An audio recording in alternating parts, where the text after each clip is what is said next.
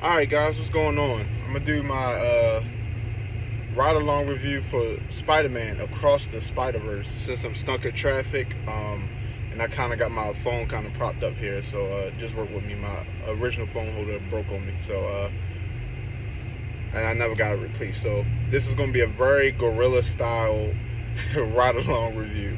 Alright, so Across the Spiderverse. Across the Spiderverse.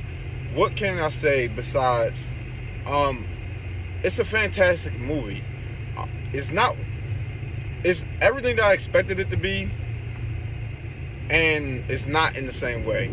Let me say this first. I enjoyed this movie more than the first one.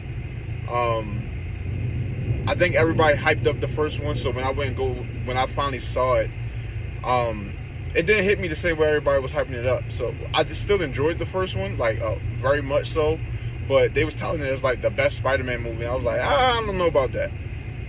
So this one, I'm not gonna go into too spoiler heavy with it. I will say that this movie was really good. The conversation about growing up and maturing and parents and what you would do and wouldn't do for family, and just the whole focus on family and how much family is important to you really resonated. And it's not just talking about the family that that's blood family. They're talking about anybody who you feel as though is close to you. There's a lot of heartbreak in this. There's a lot of self-realizations. Kind of like, it was kind of like a existential crisis almost of a movie. That's the best way. This movie is the embodiment of an existential crisis. What does it mean to be who I am in this vast universe that we live in? And it's told in such a way where you don't know, the lines are blurred between hero and villain. The lines are blurred between our responsibility as who we are now and who we were supposed to be. It is a very existential movie, and that's what makes it such a brilliant film.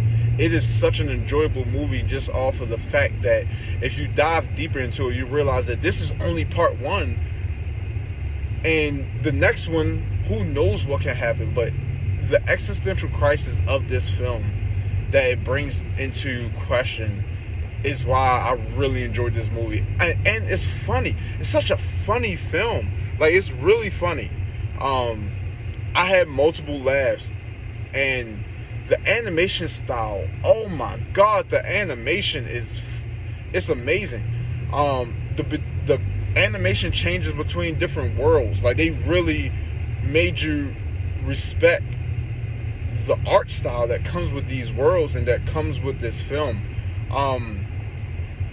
The cameos, all the spider cameos, it was like they acknowledge it's something about this film that I just love, and how it just doesn't acknowledge Spider-Verse. Like, I can't put that without going to spoilers. Like, it acknowledges the Spider-Verse.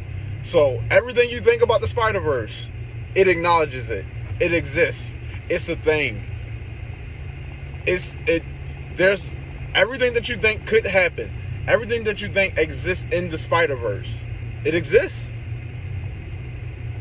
I mean, you saw a lot of it in the trailer, but there's a lot you don't see.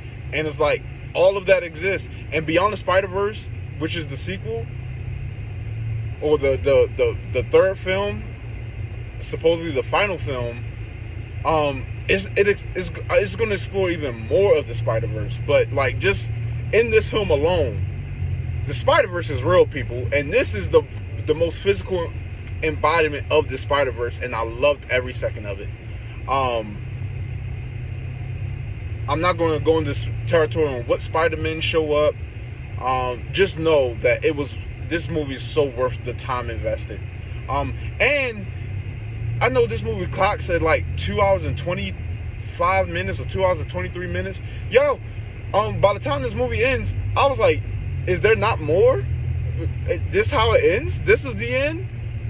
I wouldn't have ended it this way. I think how it ended is probably the most pet peeve I have of this film. Is the only negative is that when it cuts off, you're like, damn, I wanted more. And why did you end it here? Other than that, it is a damn good film. Go see this movie. It is so good.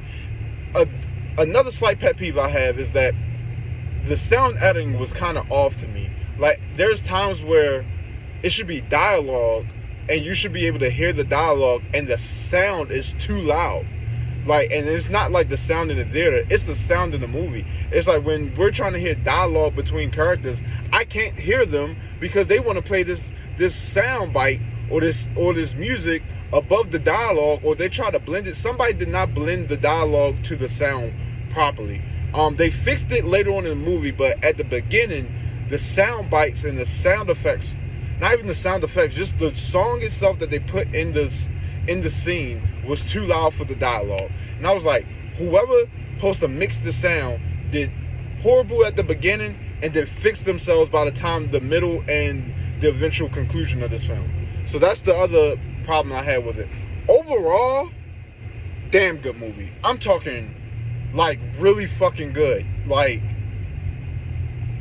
and I haven't seen much movies this year, so I can change my thought process on after I've seen like all the other movies that I missed. But as of right now, this is my favorite movie of the year so far. Good fucking job, Sony. You keep creating. You keep it going with some of the.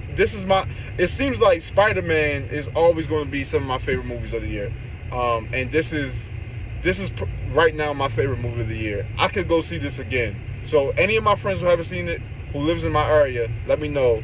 Let's go see Across the Spiderverse. Good job, Sony. Good goddamn job. You replenished yourself after Morbius. Like, good job. God damn, I love this movie. All right, guys. So this was 7 minutes. A little bit longer than I wanted it to be, but I'm still stuck in traffic. So go see Spider-Man Across the Spiderverse. It is a damn good time at the movies. All right, catch you guys on the next review. See ya.